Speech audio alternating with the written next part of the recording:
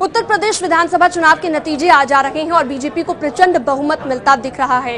हम बात करने जा रहे हैं योगी सरकार के मंत्रियों की। कुल मिलाकर 47 सीटें थी जिन पर योगी के मंत्रियों ने चुनाव लड़ा और कितना पार्टी को नफा नुकसान झेलना पड़ा उसके बारे में हम बात करने जा रहे हैं। तो आइए मैजिक वॉल के जरिए तमाम स्थिति समझते हैं। ये उत्तर प्रदेश का मैप है, लेकिन हम आपको योगी सरकार के मंत्रियों की स्थिति समझाते हैं कि क्या स्थिति अलग अलग जगहों पर रही।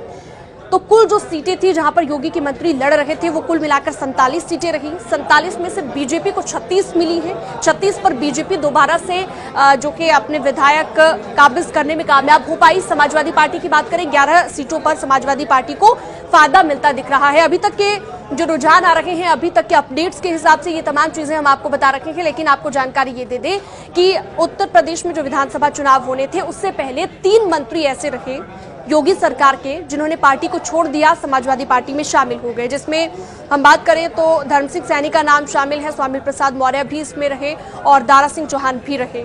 लेकिन समाजवादी पार्टी में ये तीनों शामिल हुए, लेकिन दारा सिंह चौहान की बात करें तो अपनी सीट से हार गए। उसके अलावा अगर हम बात कर लें, उसके अलावा ओम प्रकाश राजभर ने भी पार्टी छोड़ दी थी। यूपी सरकार में मंत्री थे, लेकिन उन्होंने अपनी पार्टी बनाई और चुनाव लड़ा। लेकिन इसके जरिए, इस लेखे जोखे के जरिए आप ये समझिए कि 11 सीटों पर नुकसान हुआ है जहां पर योगी सरकार के मंत्री चुनाव लड़ रहे थे।